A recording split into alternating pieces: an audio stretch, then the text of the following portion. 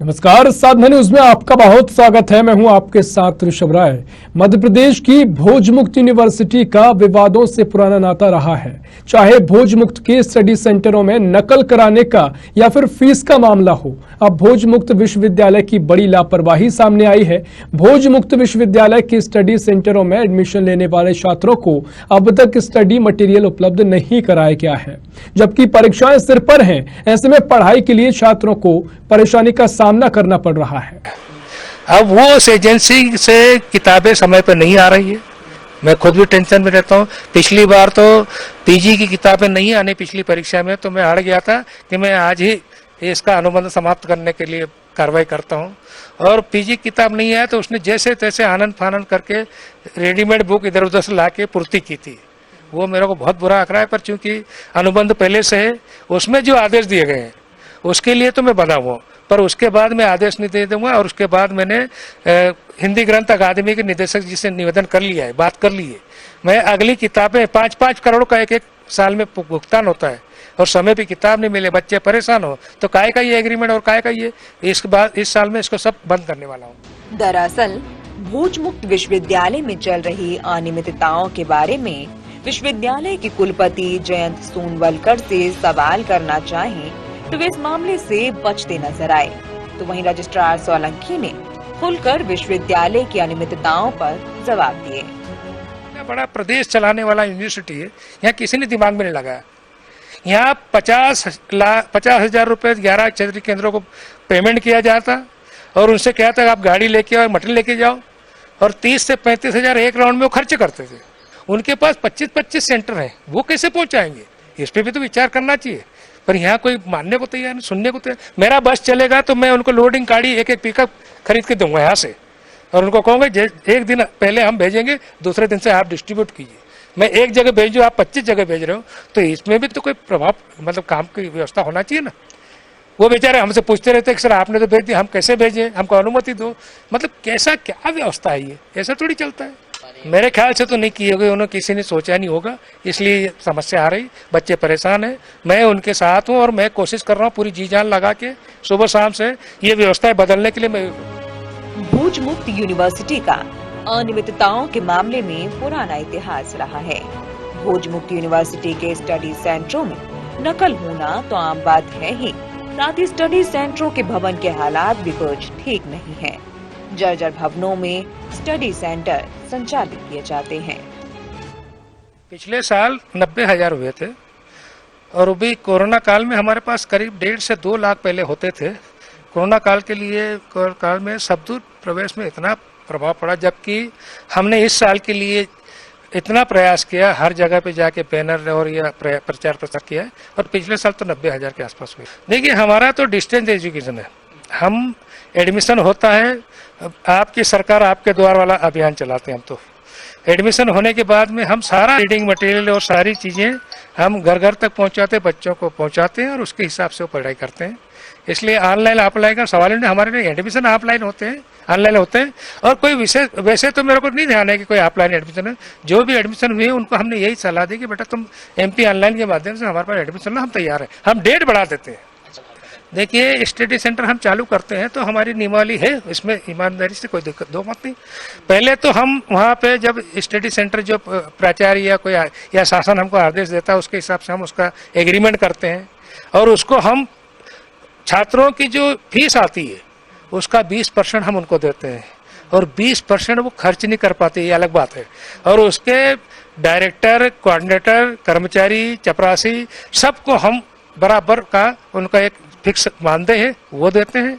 उसके अलावा उनकी जो भी समस्या रहती है उनके लिए हम सदा कटु सत्य है, बिल्कुल सही है आपकी बात, सही, मैं आपकी बात का समर्थन करता हूँ। देखिए, मैंने जनवरी 21 में यहाँ ज्वाइन किया, और मैंने यहाँ आके देखा कि यहाँ पे स्टडी मटेरियल के लिए कि पहले की पदाधिकारी जो भी रहे, मैं उनका बुराई नहीं करना चाहता हूँ, उन्होंने दिल्ली की एक एजेंसी को अनुबंध कर रखा है। अब वो उस एजेंसी से किताबें समय पर नहीं आ रही है, मैं खुद भी टेंशन में रहता हूँ। पिछली बार तो पीजी की किताबें नहीं आने पिछली परीक्षा में, तो मैं अड़ गया था कि मैं आज ही इसका अनुबंध समाप्त करने के लिए कार्रवाई करता हूँ। और पीजी किताब नहीं आया तो उसने जैसे तैसे आनंद फानंद करके रेडीमेड बुक इधर उधर से ला के पूर्ति की थी। वो मेरे को बहुत बुरा आंक रहा है, पर चूंकि अनुबंध पहले से है, उसमें जो आदेश दिए गए हैं उसके लिए तो मैं बधा हुआ, पर उसके बाद मैं आदेश नहीं दे दूंगा। और उसके बाद मैंने हिंदी ग्रंथ अकादमी के निदेशक जी से निवेदन कर लिया है, बात कर ली है। मैं अगली किताबें 5-5 करोड़ का एक साल में भुगतान होता है और समय पे किताब नहीं मिले, बच्चे परेशान हो, तो काय का ये एग्रीमेंट और काय का ये, इसके बाद इस साल में इसको सब बंद करने वाला हूँ।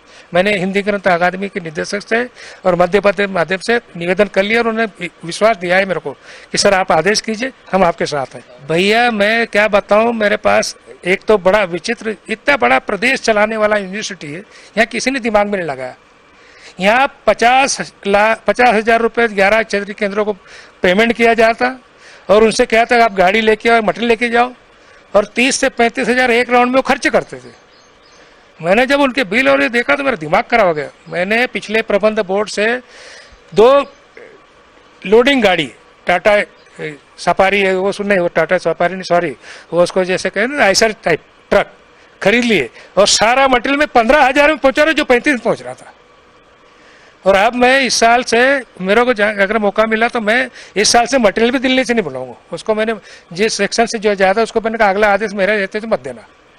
जो काम इतने में होता है उसके लिए मतलब मजाक बना रखा है, ये तो मैंने देखा। मैं वो जो पब्लिशर जो अभी तक बंधा हुआ है हमारे से, उसकी छाती भी बैठा हूँ, उसको रोज कहता हूँ, अगर नहीं आया 1 करोड़ रुपए रोक के बैठा हूँ मैं उसका, डिले के कारण। 1 करोड़ से ज्यादा ही है, बल्कि जितना भी अभी तक मटेरियल पहुंचाया उसने, उसका 1 करोड़ से ज्यादा का मैंने अमाउंट रोक रखा है कि ये हम देखेंगे तुम कितने, किस पॉइंट पे कितने डिले हो। तो ये व्यवस्था मैं करके कोशिश कर रहा हूँ और वो उसको समझ में आ गया कि अब नहीं चल पाएगा ज्यादा नाटक। देखिए मेरे को अभी तक जो फीडबैक मिला है उसके हिसाब से हमारी यूजी की किताबें हमने सब दूर भेज दी है।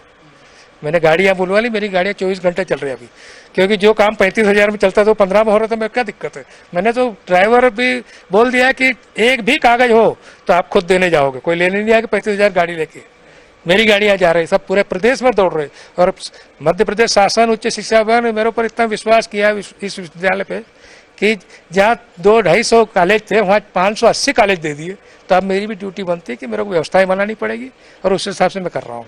नहीं, मैं तो इससे भी ज्यादा बढ़ जाए तो तैयार हूँ, बशर्ते कि मेरे को काम करने की फ्रीडम मिल जाए।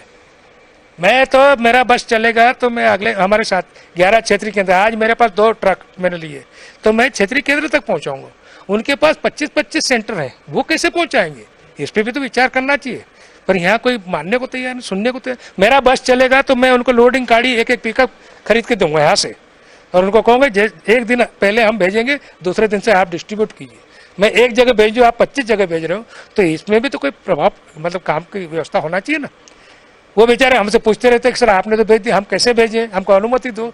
मतलब कैसा क्या व्यवस्था है ये, ऐसा थोड़ी चलता है। मेरे ख्याल से तो नहीं किए होंगे, उन्होंने किसी ने सोचा नहीं होगा, इसलिए समस्या आ रही, बच्चे परेशान हैं। मैं उनके साथ हूँ और मैं कोशिश कर रहा हूँ पूरी जी जान लगा के सुबह शाम से ये व्यवस्थाएं बदलने के लिए मैं। और मैं आपको बता देता हूँ कि अभी जो, चूंकि पिछला अनुबंध था मेरे आने से पहले वो हो गया, उसको तो मैं डिनाई नहीं करूंगा, पर अगला मैं मेरे हिसाब से करूंगा और एक बच्चे तक घर तक कापी किताब पहुंचाने की जवाबदारी पूरी करूंगा। कुछ नहीं, कोई नहीं, कुछ नहीं, एक बार एप्लीकेशन दे दिया, क्योंकि एक तो दूरस्थ शिक्षा है और यहाँ किसी को टाइम ही नहीं है। एकमात्र रजिस्ट्रार है यहाँ पे, कोई डीआर नहीं, कोई एक एआर है वो भी, और प्रोफेसरों को भी डेपुटेशन भर्ती नहीं है। नहीं, अनियमितता को देखो तो इतना तो हम समझते हैं, स्टडी सेंटर में अनियमितता इसलिए नहीं हो सकती कि वहाँ गवर्नमेंट के प्रिंसिपल है, गवर्नमेंट के कोऑर्डिनेटर है, उनको भी अपनी नौकरी मामले में। मैं तो खुलेआम कहता हूँ कि तुम करके दिखाओ, गलती मिली तो मैं कोई खा भी हो बिल्कुल पीछे नहीं हटूंगा कार्रवाई करने में, इसलिए उनको भी समझ में आता है। और मैं सब पे विश्वास, देखो सारे प्रिंसिपल, सारे गवर्नमेंट के अधिकारी गवर्नमेंट सर्विस में मेरे विश्वास के, मैं भी गवर्नमेंट सर्विस, मेरे ऊपर कोई शंका कर सकता है, पर शंका का ऐसा नहीं होता। जहाँ जिस दिन कोई कागज ऐसा डाउटफुल आएगा उस दिन मैं कमेटी बिठाऊंगा, उस दिन देखेंगे। हाँ बिल्कुल, वीकनेस है, कमजोरी है, मतलब आज तक फिर भी मैं कोशिश कर रहा हूँ। अगले 10 दिन में मैंने, देखो यूजी की सारी पहुंच गई है और पीजी के भी 50% मटेरियल आ चुका है, मेरी गाड़ियां दौड़ रही है, 10 दिन में करना है। और हमारी एक और हमको बहुत अच्छा सौभाग्य है कि विश्व पूरे प्रदेश के ट्रेडिशनल विश्वविद्यालय की परीक्षा होने के बाद में हमारा अभियान परीक्षा का शुरू होता है। तो हमारे पास एक गैस मिला हुआ है, उस समय तक मैं पूरा भेजूंगा। मैं उसी दिन पेपर लोड करूँ जब मेरा स्टडी